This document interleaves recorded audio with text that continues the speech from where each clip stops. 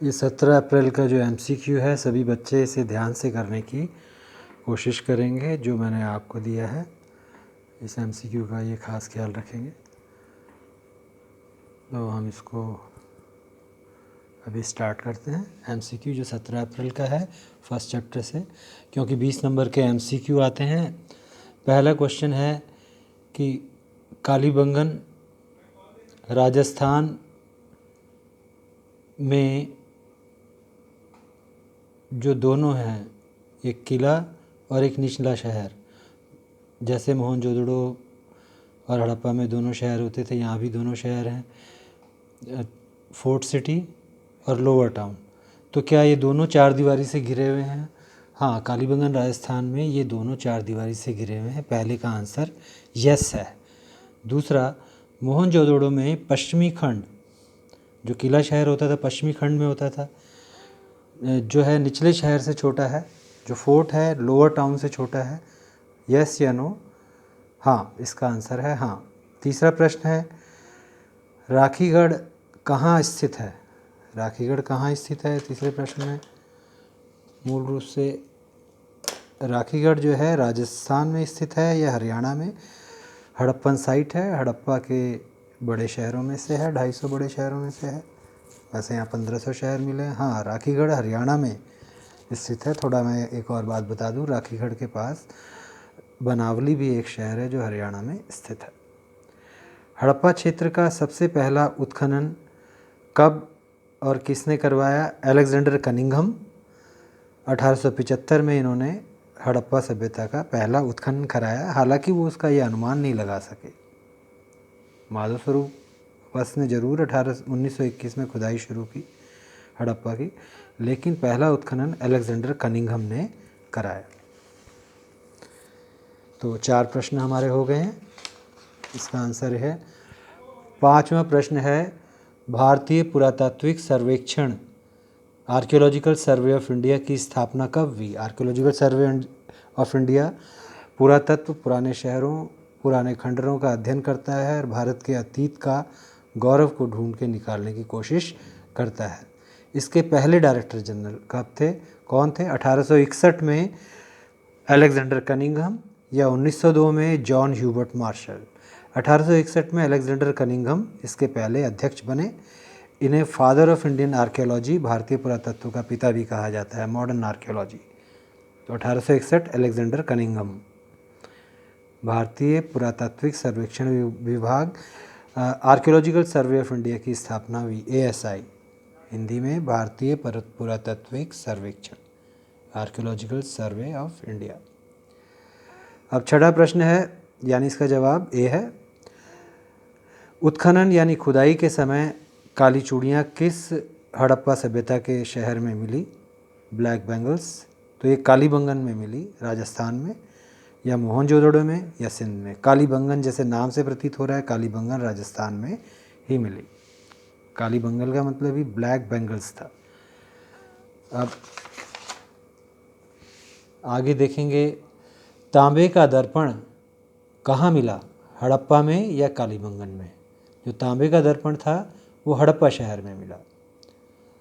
दूसरा, क्योंकि नालियों की व्यवस्था बड़ी प्रसिद्ध थी, तो इसके बारे में अलाबास्टर पत्थर की खंडित जालियाँ कहाँ से प्राप्त हुई? मोहनजोदड़ो से या हड़प्पा से? तो ये मोहनजोदड़ो से प्राप्त हुई अलाबास्टर पत्थर की जालियाँ। आगे देखिए, नर्तकी की ब्रॉन्ज यानी कांसे की मूर्ति कॉपर और टिन मिलाकर ब्रॉन्ज बनाया जाता है। ये अलग से 1 नंबर का प्रश्न भी आ सकता है। हड़प्पा में प्राप्त हुई या लोथल नगर में? ये हड़प्पा नगर में प्राप्त हुई। तो 9 प्रश्न हमने आसानी से कर लिए। 10वां प्रश्न, माला के मोती यानी मनके बनाने का कारखाना यानी या कार्यशाला, वर्कशॉप कहाँ पर थी? लोथल और चन्हूदड़ो। चन्हूदड़ो सिंध में था, लोथल गुजरात में, या मोहनजोदड़ो और हड़प्पा में? नहीं, ये लोथल और चन्हूदड़ो में था। लोथल, जैसा कि आप जानते हैं, बंदरगाह शहर भारत में है, और चन्हूदड़ो आजकल सिंध में, पाकिस्तान में है। ठीक है ना? तो इसका आंसर ए है, लोथल और चन्हूदड़ो। यहाँ मनके बनाने के कारखाने यानी कार्यशालाएं मिली। तो हम 10 प्रश्न कर चुके हैं। छोटे छोटे प्रश्न को हम ध्यान से करें तो हम आसानी से इसको मार्क्स स्कोर कर सकते हैं, और थोड़ी सी गलती से हमारा नुकसान भी हो सकता है। तो इसी तरह से हम निरंतर इनका अभ्यास करते हैं। तांबे की बनी इक्का गाड़ी कहाँ से प्राप्त हुई? तांबे की बनी इक्का गाड़ी लोथल से प्राप्त हुई या हड़प्पा से प्राप्त हुई? ये आपसे प्रश्न है। ये हड़प्पा से प्राप्त हुई। तांबे की बनी इक्का गाड़ी हड़प्पा से प्राप्त हुई। तांबे और टिन को, ये हड़प्पा नगर से प्राप्त हुई। तांबे और टिन को मिलाकर, हड़प्पा आप जानते हैं रावी नदी के तट पर है, पंजाब में, साहिवाल के पास, पाकिस्तान के पंजाब में। तो उस समय तो पाकिस्तान अविभाजित भारत था, ये ध्यान रखना है। तांबे और टिन को मिलाकर सिंधु घाटी के लोग क्या सख्त मिश्र धातु बनाते थे? कांसा बनाते थे या इलेक्ट्रम? ये कांसा बनाते थे, जिसको इंग्लिश में ब्रॉन्ज कहा जाता है। विश्व में कांस्य युगीन सभ्यताएं, क्योंकि मनुष्य ने पहली धातु का प्रयोग तांबे का किया। इसके बाद विश्व में चीन में हुआंगो, मिस्र में नील नदी की सभ्यता, इसके अलावा सुमेर सभ्यता, इराक में मेसोपोटामिया की सभ्यता, ये सभी सभ्यताएं मूल रूप से जो हैं कांस्य युगीन सभ्यता थी। और इसीलिए ये कांसा इन्होंने बनाया। कांसा मजबूत धातु थी। तो आप इसको जानते हैं। कॉपर, तांबे की खोज 6000 ईस्वी पूर्व पहले हुई, और कांसे का प्रयोग इन सभ्यताओं में हुआ। इलेक्ट्रम जो मिश्र धातु है, यह कौन सी दो धातुओं का मिश्रण है जिसका हड़प्पा में प्रयोग होता था? हड़प्पा में इसका प्रयोग होता था। सोना और चांदी के मिश्रण को इलेक्ट्रम कहते हैं, और ये जो है हड़प्पा में इसका प्रयोग, सभ्यता में इसका प्रयोग होता था, इलेक्ट्रम धातु का। इसको आपने ध्यान रखना है। ये भी एक प्रश्न आपका बनता है। कभी आउट ऑफ द वे प्रश्न भी आ जाते हैं तो आप कुछ कर नहीं सकते। 14वां प्रश्न है, सिंधु घाटी की सभ्यता में सड़कों की चौड़ाई कितनी थी? सामान्यतः सभी जो मध्यम दर्जे के 250 शहर हैं, तो 12 बड़े शहर हैं, 250 मध्यम दर्जे के शहर हैं, और कुल 1500 शहर अब जो हैं हमें प्राप्त हैं, जिनकी खोज हो चुकी है। 30 से 35 फुट या 10 से 15 फुट जो मुख्य सड़क की चौड़ाई सिंधु घाटी की सभ्यता के सड़कों में, शहरों में 30 से 35 फुट तक की थी। तो इतनी बड़ी सड़क होना, तो आज आधुनिक युग में आप दिल्ली में भी इतनी बड़ी सड़क देखेंगे तो बहुत अच्छे से जान पाएंगे। तो मैं आपका शिक्षक रविकांत पोखरियाल आपको बार बार आगाह कर रहा हूँ इस बात के लिए कि ऑब्जेक्टिव टाइप प्रश्न दोबारा से आप रोज़ रोज़ अभ्यास करेंगे तो आसानी से हो जाएंगे। अब है 15वां प्रश्न। आप बहुत अच्छे विद्यार्थी हैं। 11वीं में आपने जो विश्व की सभ्यता, विभिन्न देशों की का इतिहास है, बहुत अच्छे से पढ़ा है। जो कठिन था आप बहुत अच्छे से इसको कर सकते हैं। अपना उत्साह बढ़ा के रखिए, निरंतर थोड़ी थोड़ी कोशिश रोज़ कीजिए तो आप इसमें आगे बढ़ जाएंगे। हड़प्पा सभ्यता में गलियों की चौड़ाई नगरों में कितनी थी? 6 फीट या 3 फीट? 3 फीट यहाँ गलियों की चौड़ाई थी। अब ये आंसर है। 16वां प्रश्न, अर्नेस्ट जे मैके ने हड़प्पा सभ्यता की कौन सी प्रणाली को विश्व की कांस्य युगीन सभ्यताओं में सर्वश्रेष्ठ बताया? तो ये नालियों की जल निकास प्रणाली को उन्होंने, ए आंसर है, सर्वश्रेष्ठ बताया। मैके को जॉन मार्शल ने बुलाया था। वो सुमेर सभ्यता में किश नामक शहर का अध्ययन कर रहे थे, KISH। जॉन मार्शल के मित्र थे और उन्होंने मैके को बुलाया। जॉन मार्शल स्वयं पहले क्रीट में, भूमध्य सागर में महान कार्य कर चुके थे। क्रीट एक द्वीप था, टापू था यूनान के पास, वहाँ कार्य कर चुके थे। और फिर वहाँ से जब ये तो भारत में इस समय ASI के डायरेक्टर जनरल थे, आर्कियोलॉजिकल सर्वे ऑफ इंडिया के, आप जानते हैं 1902 में इन्हें बनाया गया था और बहुत ही वैज्ञानिक ढंग से इन्होंने कार्य किया। इन्होंने अपने मित्र अर्नेस्ट JH मैके को बुलाया और मैके ने 1 वर्ष तक लगातार इस पर बहुत ही शानदार काम किया और उन्होंने कहा कि बहुत ही इस तरह की प्रणाली उस समय की विश्व में कांस्य युगीन सभ्यता में कहीं भी नहीं थी। तो सर्वश्रेष्ठ नालियों की व्यवस्था और सड़कों की व्यवस्था को भी सर्वश्रेष्ठ बताया। और सुमेर के नगरों में तो टेढ़ी मेढ़ी गलियाँ थी, इस तरह की व्यवस्था नहीं थी। तो भारतीयों की इन्होंने खास प्रशंसा की, नई भारतीय उपमहाद्वीप के सभ्यता की। आगे देखेंगे, मिट्टी का मुद्रांकन किस शहर में मिला है? मिट्टी के मुद्रांकन के बारे में आपने पढ़ा ही है, आप अच्छे से जानते हैं। मिट्टी के मुद्रांकन में कौन से शहर में मिला है, आप बतलाइए। आप देखिए, ये मिट्टी का मुद्रांकन है, कौन से शहर में मिला है? ये रोपड़ में, पंजाब या आपकी पुस्तक में रोपड़ शहर में मिला है। रोपड़ का पुराना नाम रूपनगर था, कहीं रूपनगर लिख दें, रूपनगर पंजाब में। तो किसी बोरी में या किसी जिस भी डिब्बे में अगर ये पैक किया जाता था तो ऊपर से मिट्टी की, जैसे मान लो बोरी के ऊपर रस्सी बांध रखी है, रस्सी के ऊपर मिट्टी के ऊपर मोहर लगा दी जाती थी, और अगर ये मिट्टी टूट गई तो इसका मतलब सामान किसी ने निकाला है। तो ये बड़ा ही सुरक्षित तरह से पैक होके सामान सब जाता था। ठीक है, तो मुद्रांकन ये कहाँ, रोपड़ और पंजाब में इसके उदाहरण मिले हैं, रोपड़ शहर में। इसके बाद देखिए, रोपड़ की आज़ादी के बाद खोज हुई। 18वां प्रश्न है, लोथल गुजरात किस लिए प्रसिद्ध है? मनके बनाने की कार्यशाला के लिए प्रसिद्ध है। दूसरा, समुद्री बंदरगाह है, इसके लिए प्रसिद्ध है। शहर में मुख्य दरवाजे जो हैं गली में नहीं खुलते थे, इसके लिए प्रसिद्ध है। तो प्यारे बच्चों, इसमें ये लोथल ही एकमात्र शहर था क्योंकि व्यापार करता था। वैसे सामान्य तो सिंधु घाटी की सभ्यता यानी हड़प्पा संस्कृति के शहर के दरवाजे गली की तरफ खुलते थे, गली 3 मुख्य दरवाजे। लेकिन लोथल ही एक शहर है जहाँ पर ये ऐसा नहीं था, वो सामने की तरफ बड़ी सड़क की तरफ खुलते थे। अब है 19वां प्रश्न, मोहनजोदड़ो शब्द का अर्थ मुर्दों का टीला है, के मकान किसके बने होते थे? पत्थर के मकान बनते थे या ईंटों के मकान? देखिए, उस ज़माने में ये ईंटों के मकान बनते थे, विकसित नगर था, और ईंटें, पकी हुई ईंटें भी होती थी और सूर्य से सुखाई गई ईंटें भी होती थी। तो अब देखिए, कच्ची ईंटें जो होंगी। 20वां प्रश्न है, तो इसका आंसर पहले लिखा है, ईंटों के शहर थे ये। 20वां प्रश्न। इसके बाद देखिए 20वां शहर है, हड़प्पा सभ्यता के अधिकांश बर्तन पक्की मिट्टी के बने होते थे।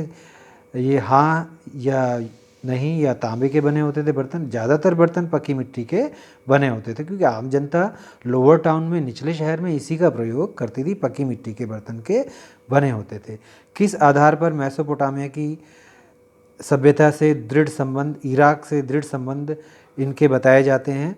तो यहाँ की बेलनाकार मुद्राओं के आधार पर या वर्गाकार सिलेंड्रिकल मुद्राएं, सिलेंडर के आकार की बेलनाकार मुद्राओं के लिए ये जो है इसमें संबंध को अच्छा बनाया। मूल रूप से ये बेलनाकार मुद्राएं इस तरह से हैं। ये आपने गणित में बेलन के बारे में पढ़ा होगा, ठीक है ना। तो बेलनाकार मुद्राएं, ये आंसर है इसका। आप अगले प्रश्न में चलेंगे। हम 21 प्रश्न कर चुके हैं। बाकी थॉट लेवल के प्रश्न जिसमें रीजनिंग आती है, उन प्रश्नों को हम थोड़ा बाद में करेंगे।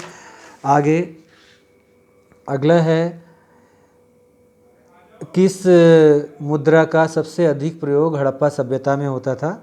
हड़प्पा सभ्यता में कौन सी मुद्राएं बनाई जाती थी, किस पदार्थ की? सेल खड़ी, स्टीटाइट या सोपस्टोन या कांसे की मुद्रा? तो सेल खड़ी, स्टीटाइट या कांसे की स्टीटाइट जो सोपस्टोन था मुलायम पत्थर होता था, नरम पत्थर होता था। तो सेल खड़ी की मुद्राएं बहुत ज़्यादा थी और यही ज़्यादा प्रचलित थी। अच्छा, इसके बाद मोहनजोदड़ो की प्रमुख सड़क कितनी चौड़ी थी? 8 मीटर या 10 मीटर? ये तो प्रसिद्ध है कि इनकी प्रमुख सड़क मोहनजोदड़ो शहर की 10 मीटर चौड़ी थी। और ये मोहनजोदड़ो हड़प्पा से बड़ा शहर था, हड़प्पा से बड़ा शहर था, इस बात को आप जानते हैं। अच्छा, आगे देखिए, R.E.M. व्हीलर ने 1946 में किस शहर की खुदाई की? इन्होंने हड़प्पा शहर की खुदाई की, R.E.M. व्हीलर ने।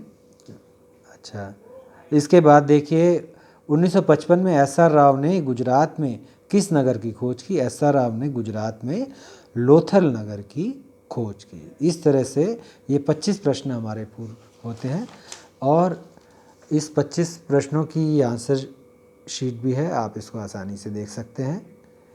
1 का आंसर A, 2 का आंसर A, 3 का A, 4 का A, 5 का A, 1 से 10 तक आंसर तो A ही है, 11वें का B है।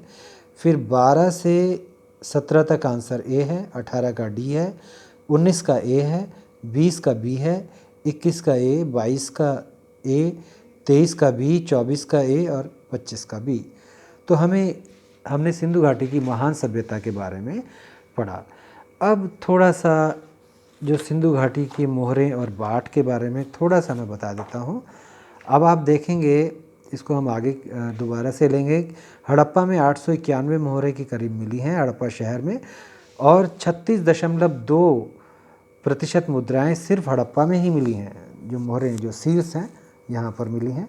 अब आप देखेंगे छोटा बाट जो था 0.8565 ग्राम का था, और ये छोटे छोटे मनकों को के लिए प्रयोग में आता था, और सबसे बड़ा भारी बाट 274.938 ग्राम का था।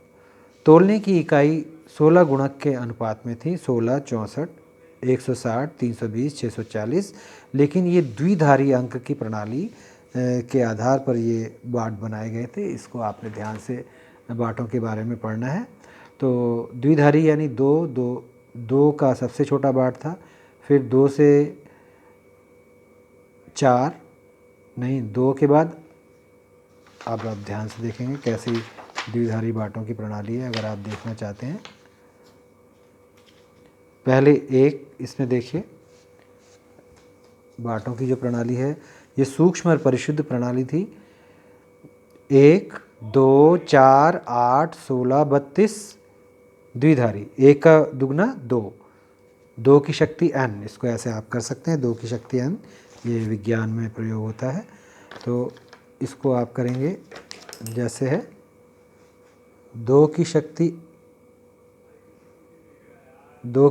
n, 2 की शक्ति 1, यहाँ से शुरू हो रहा है, चलो इसको ऐसे भी छोड़ दो। तो एक बाट, पहला बाट 1 था, दूसरा बाट उससे दुगना था, तीसरा बाट सबसे छोटा बाट मैंने बता दिया कितने ग्राम का था, 2 का दुगना कितना हो गया 4, ठीक है। तो और 4 का दुगना कितना हो गया 8, 8 का दुगना 16, ठीक है। 2 की शक्ति के आधार पर ही ये कर सकते हैं कि 2 की शक्ति 1 जो है तो ये 2 हो गया, 2 की शक्ति 2, 4, 2 दूनी 4, 2, ठीक है, 2 दूनी इस तरह से 2 अगर 3 बार गुणा होता है तो 8, 2 अगर 4 बार गुणा होता है तो 16, फिर इसी तरह से जो है ये 12,800 तक चलता था। तो बाटों की जो प्रणाली है, उनके वेट्स और मैयर्स की प्रणाली, ऐसा क्यों था, इन बाटों का प्रयोग क्यों था, क्योंकि वो वस्तु विनिमय उस समय करते थे, मुद्रा थोड़ी कम चलती थी। एक वस्तु की जगह दूसरी वस्तु अगर ले ली जाए मूल्य में, उसको वस्तु विनिमय, ये सूक्ष्म और परिशुद्ध प्रणाली थी। द्विआधारी 2 अंक के आधार पर लोअर डिनोमिनेशन छोटे वाले जो बाट हैं 1, 2, 4, 8, ठीक है, और बड़े बाट जो है 16 से शुरू होते थे और 12,800 से चलते थे। और इसमें बड़े बाटों में दशमलव प्रणाली यानी आगे शून्य का प्रयोग ज़्यादा होता था, ठीक है, मूल रूप से। तो फिर हमने इन बाटों से परिचित हो गए। बाट मूल रूप से आप जानते हैं सिंधु घाटी की सभ्यता में जो बाट थे वो चर्ट नामक पत्थर के बने होते थे। आप ये देख लीजिए, ये चर्ट पत्थर है, आपने देखा चर्ट पत्थर के बाटों को ध्यान से देखो, बिल्कुल सफ़ेद पत्थर है, इसमें कहीं भी कोई निशान नहीं होता था, और बहुमूल्य पत्थर है, और धातुओं के तोलने में इसका प्रयोग होता था। यह आपने चित्र देख लिया है।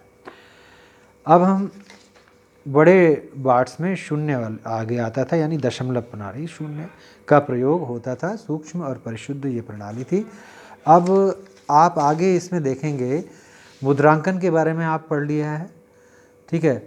मोहरे मुद्रांकन लंबी दूरी के लिए उत्तम था, जो बोरी पे जो अभी दिखाया था आपको, जिस तरह से उसमें मुद्रांकन किया जाता था, जो कि बहुत ही इसको अत्यंत महत्वपूर्ण माना जाता था कि इसमें आपसी विश्वास दूर दूर तक व्यापारियों के बीच में, व्यापारी वर्गों के बीच में रहे, इसीलिए ये इसमें मिट्टी की सील लगाई जाती थी। मिट्टी के ऊपर मान लो एक बोरी में रस्सी बांध रखी, मिट्टी के ऊपर सील को दबा दिया जाता था, मोहर को दबा दिया जाता था, और मोहर टूट गई तो पता लग गया कि ये ऐसा ईमानदारी से काम नहीं हुआ है। मोहरें, लिपि और मनके, तो इनमें बार्टर ट्रेड था। मनके माला के मोती बनाए जाते थे, जैसे चनूदड़ो वगैरह में आपने सुना। लंबी दूरी में उत्तम, इसमें प्रेषक की पहचान होती थी। मोहर, बोरी की रस्सी पर गांठ पर गीली मिट्टी पर एक मोहर को, सील को जमा दिया जाता था। यह मुद्रांकन अक्षुण्ण रहे यानी उसमें उसको किसी ने देखा नहीं है, खोल के नहीं देखा, मिट्टी को हटाया नहीं है, नहीं दोबारा से वो मोहर तो लगेगी नहीं। रोपड़ पंजाब में मुद्रांकन मिला है, इसको आपने पढ़ लिया है। क्यों, ठीक है। छोटे मन के और छोटे का प्रयोग, हाथी दांत वगैरह छोटे छोटे जो उनके, अब मूल रूप से आप देखेंगे तराजू, एक हाथी दांत का तराजू लोथल में मिला है, एक प्रश्न बन सकता है। बार्टर ट्रेड था, वस्तु के स्थान पे वस्तु ही ली जाती थी। अब ये हमने पढ़ा था कि सबसे छोटा बाट 0.8565 ग्राम का था, और सबसे जो भारी बाट था, जो भारी बाटों में आता था, 274.938 ग्राम था। अब इसमें देखिए, ये आगे देखेंगे मोहनजोदड़ो और लोथल में आइवरी, हाथी दांत, क्योंकि ये बड़े अच्छे शहर थे, अमीर शहर थे, तो ये मिले। मोहनजोदड़ो शहर के बाहर में एक ये रहस्यमय लिपि का ये चित्र मिला है। ये बोर्ड उनके यहाँ लगा रहता था मोहनजोदड़ो के किले के दरवाजे के आगे। ये इस चित्रलिपि को पढ़ा नहीं जा सकता था, ये बाहर वाले के लिए एक संकेत मात्र भी कह सकते हैं। तो साक्षरता के बारे में विशेष स्पष्ट नहीं है, पर व्यापारी थे, साक्षर जरूर रहे होंगे। तो लेकिन इस चित्रलिपि को कोई भी आज तक नहीं पढ़ पाया है, ठीक है, क्योंकि इसमें स्वरों का समावेश नहीं है, जैसे हिंदी में स्वर और व्यंजन होता है। इस तरह से ये देखिए, जैसे क है, क में अ लगता है तो क हो गया, क व्यंजन है और अ जो है स्वर है। इसके बाद इंस्क्रिप्शन, जो अभिलेख जो लिखे गए हैं जितने भी हैं, वैसे 26 ही चिन्ह मिले हैं अभिलेखों के, किसी बड़े अभिलेख में 26 चिन्ह मिले हैं, लेकिन कुल अलग अलग अभिलेखों में 375 से 400 चिन्ह मिले हैं। सबसे लंबी इंस्क्रिप्शन में, लंबे अभिलेख में, चाहे वो पत्थरों में लिखा गया है चाहे धातुओं में लिखा गया है, 26 चिन्ह मिले हैं। यह वर्णमालीय लिपि है, स्वर लिपि नहीं है, स्वर और व्यंजन का इसमें समावेश नहीं है, केवल संकेतों, चित्र संकेतों का प्रयोग किया गया है, मूल रूप से आपने देखा है। अब देखिए, ये बड़ी ही रहस्यमय लिपि है और इसको अभी तक डिसाइफर पढ़ा नहीं जा सका है, ये हमारी मजबूरी है। पुरातात्विक साक्ष्यों में ही हम सिंधु घाटी की सभ्यता के बारे में, यानी हड़प्पा सभ्यता के बारे में चलते हैं। लेखन का तरीका इनका क्या था? लेखन का तरीका बहुत इनका जो था, मूल रूप से ये आप देखेंगे लेखन के तरीके में राइट साइड से, दाईं तरफ से शुरू करते हैं और बाईं तरफ चलते हैं। तो सिंधु घाटी की सभ्यता यानी हड़प्पा संस्कृति की लिपि राइट से लेफ्ट, राइट जिस हाथ से हम खाना खाते हैं वहाँ से राइट से लेफ़्ट की तरफ, ठीक है ना, चलते हैं, और फिर ये घूम के फिर लेफ़्ट से राइट की तरफ आती थी बाद में, लेकिन पहले राइट से लेफ़्ट लिखा जाएगा, ठीक है। लेफ़्ट साइड में शब्द, जैसे ये शब्द है एक जो हमने उसमें देखा था, ठीक है ना, ये एक शब्द है, चित्र शब्द है, लिखते लिखते लेफ़्ट साइड में संकुचित हो जाता है, छोटा हो जाता है। तो इसका मतलब ये इसी से पता लगता है पुरातत्ववेत्ता, राइट से लेफ़्ट ये लिखा जाता है। लिखावट का प्रयोग मोहरों में, तांबे के औजारों में, मर्तबानों में, मर्तबानों के अमठ जो है उनके अंदर जो सफ़ेद अंदर परत होती है उनमें,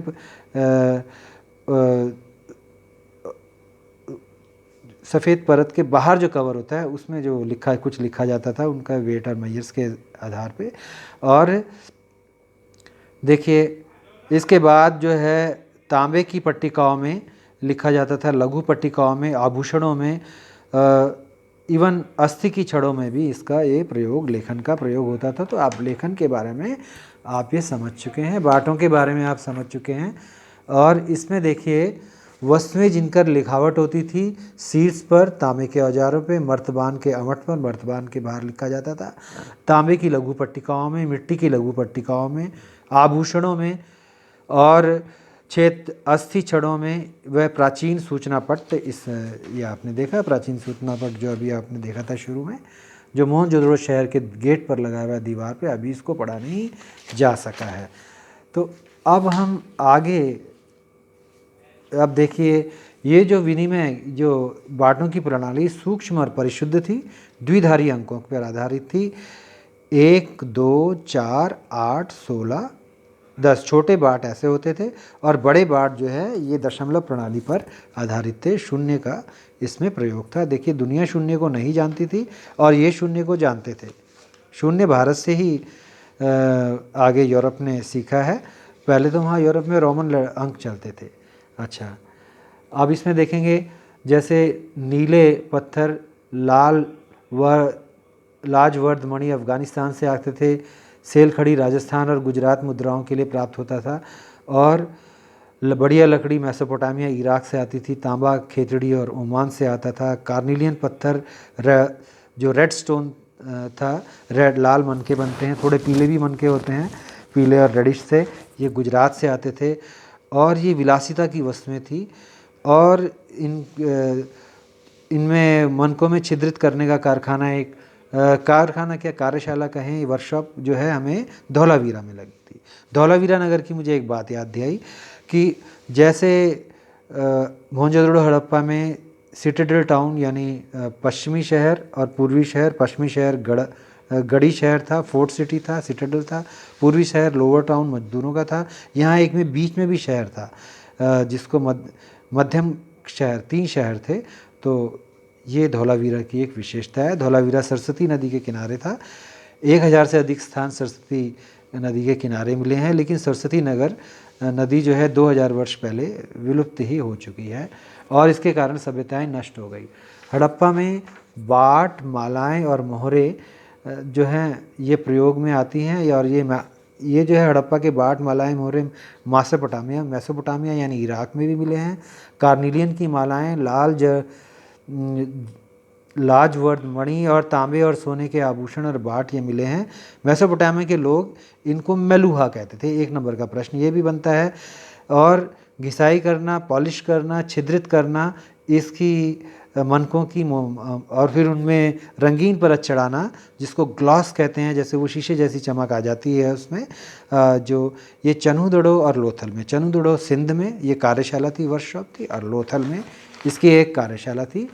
एक बार फिर हम जो है इसको दोबारा परिचित इससे हो जाते हैं। हमने पढ़ा मुहरें, लिपि और मनके। मुहरों में मुद्रांकन लंबी दूरी के लिए किया जाता था और बोरों पर रस्सी में गांठ पर गीली मिट्टी के ऊपर सील यानी मोहर लगाई जाती थी। ये देखा आपने मोहर, आपको दिखाई दे रही है। इसको पढ़ नहीं सकते हैं, इस मोहर को और देख सकते हैं बड़ा करके, और भी बड़ा करके देख सकते हैं, लेकिन इसको कहाँ पढ़ सकते हैं? आपको देखिए इसमें आपको क्या दिखाई दे रहा है, लेकिन ये ठीक है ना, ये आपको मोहर आपको दिखाई देगी। अब ये सामान पैक हो गया है और जा रहा है वहाँ से। और देखिए अब इसमें मूल रूप से मुद्रांकन अक्षुण्ण रहे, उस ठीक ठाक रहे।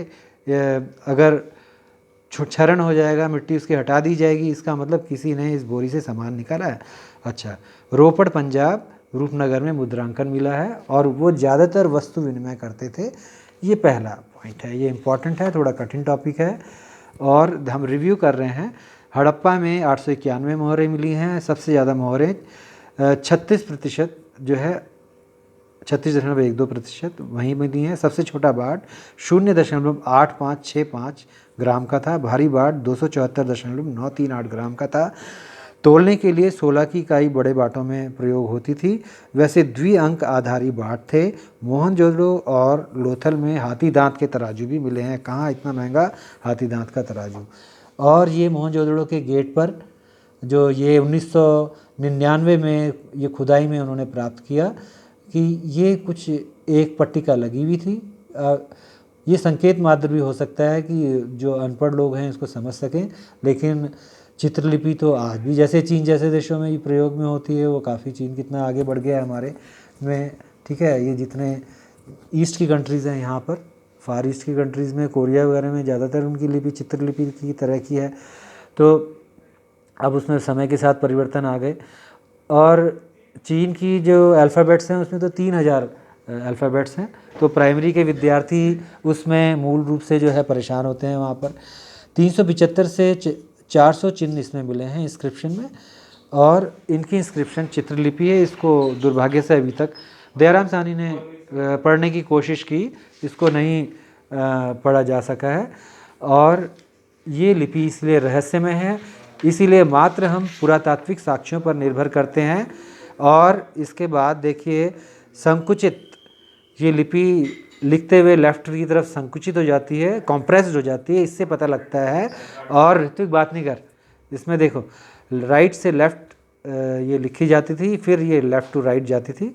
अब आप देखिए, ये देखिए जैसे मैंने एक उदाहरण के लिए एक जो है अक्षर उठाया है वहाँ से, जो मोहनजोदड़ो के बाहर लिखा हुआ था, ये वाला अक्षर उठाया है। देखिए ये अगर अक्षर जैसे मैं लिख रहा हूँ तो मैंने ये लिखना शुरू किया और बाद में ये अक्षर आया लास्ट में, छोटा हो गया, संकुचित हो गया।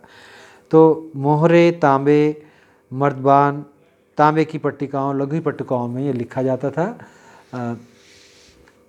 आभूषणों में, अस्थि की छड़ों में और प्राचीन सूचना पट में सूचना पट आपने देख लिया था, ठीक है। तो कहाँ कहाँ लिखा जाता था? मोहरों में, तांबे के औजारों में, मर्दबान के अमठ में, मर्दबान जिसमें आप अचार वचार जमाते हैं, उस पर ऊपर ग्लॉस होती है, ऊपर लिखा जाता था। तांबे की लघु पट्टिकाओं में और तांबे का प्रयोग होता था, ठीक है। पहले तांबे का हुआ, बाद में सख्त धातु कांसे का प्रयोग हुआ। मिट्टी की लघु पट्टिकाओं में और पकी हुई मिट्टी की पट्टिकाओं में, आभूषण, अस्थि की छड़ों में और